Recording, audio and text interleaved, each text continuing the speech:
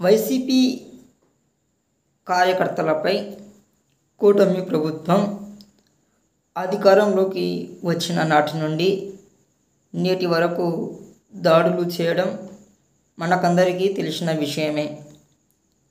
ఈ ఘటనలో చాలామంది వైసీపీ కార్యకర్తలు టీడీపీ నేతల ద్వారా గాయపడి హాస్పిటల్లో అడ్మిట్ అయిన సమాచారం తెలిసిందే.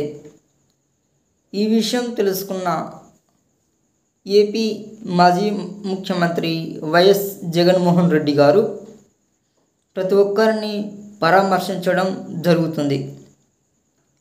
అలా ఒకానొక సందర్భంలో రమేష్ రెడ్డి అనే ఒక కార్యకర్త హాస్పిటల్లో దాడికి గురై చికిత్స కోసం అడ్మిట్ అయినట్లు తెలిసిన విషయమే. ఈ విషయం తెలుసుకున్న జగన్ గారు హాస్పిటల్కి వెళ్ళి కార్యకర్తను పరామర్శించడం మనం సోషల్ మీడియా ద్వారా చూస్తున్నాం. అయితే పరామర్శించిన అనంతరం ఆసక్తికరమైన మాటలు జగన్ గారు మీడియా ఎదుట చెప్పడం జరిగింది. వాటిని మీ దృష్టికి తేవాలని ఈ వీడియోలో మీకు చెప్పడం జరుగుతుంది.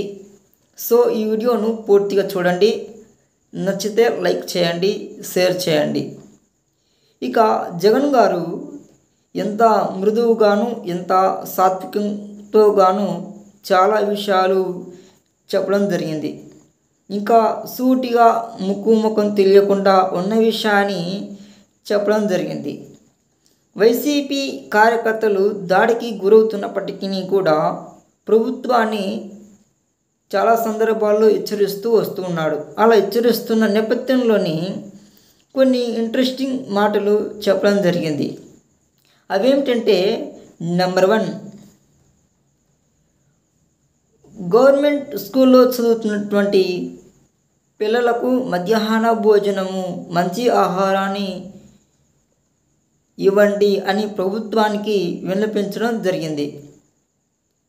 అలాగే వైసీపీ ప్రభుత్వంలో ఉన్నటువంటి ఫుడ్ ఏదైతే జీవో ఉందో ఆ జీవోను మరలా అమలు చేయటానికి మీరు ఇష్టపడండి. ఆ జీవోను అమలు చేయండి. ఆ అమలు చేయడం ద్వారా పిల్లలకు మంచి ఆహారము పెట్టవచ్చు అన్న అభిప్రాయాన్ని జగన్ గారు చెప్పడం జరిగింది. రెండో విషయం, పిల్లలకు అమ్మఒడి ఇవ్వండి అని చెప్పడం జరిగింది. అంటే అమ్మఒడి అంటే అమ్మకు వందనం అనే పథకాన్ని అమలు చేయండి, ఆ పథకాన్ని ఇవ్వండి అని జగన్ గారు చెప్తున్నారు. అంటే అమ్మఒడి పథకం అమలు చేయకపోవడం వలన అక్కా చెల్లెమ్మలు ఇబ్బందులకు గురవుతున్నారు, ఆందోళనలో ఉన్నారు. వారిని బాధ పెట్టకూడదు, వారిని నిష్ఠూర పెట్టకూడదు.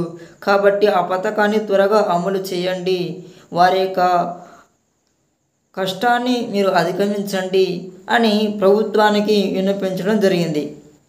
మూడవదిగా, రైతన్నలకు భరోసా కల్పించండి అని ఆయన మూడో విషయాన్ని కూడా తన అభిప్రాయాన్ని చెప్పడం జరిగింది. ఇలా మంచి విషయాలు చెప్తున్నాడు. ప్రభుత్వానికి మంచి సలహాలు ఇస్తూ ఉన్నాడు. అలా ఇస్తున్నటువంటి జగన్ గారిలో మంచి నాయకత్వ లక్షణాలు కనబడుతున్నాయి కదా. అంతేకాకుండా మీరు ఇలా వైసీపీ కార్యకర్తల మీద దాడులు చేస్తూ ఉండడం వలన నెక్స్ట్ పాలన మీది ఉండకపోవచ్చు. కాబట్టి మీరు చేసే దాడులు మరల వైసీపీ కార్యకర్తలు చేసే అవకాశాలు ఉంటాయి. మీరు దాడి చేయడము, మేము దాడి చేయడము ఇలాంటివి వద్దు.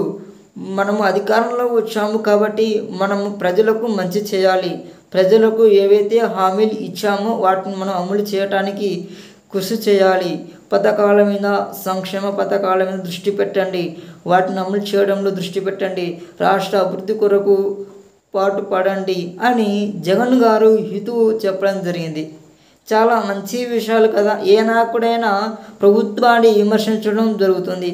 కానీ జగన్ గారు మీరు ప్రజలకు మంచి చేయండి అని కోరుతున్నాడంటే జగన్ గారిలో ఉన్న గొప్పతనం ఏంటో మనము ఆ మాటల ద్వారా తెలుసుకోవచ్చు. సో ఇది ఫ్రెండ్స్, ఈ వీడియో మీకు నచ్చితే షేర్ చేయండి, లైక్ చేయండి.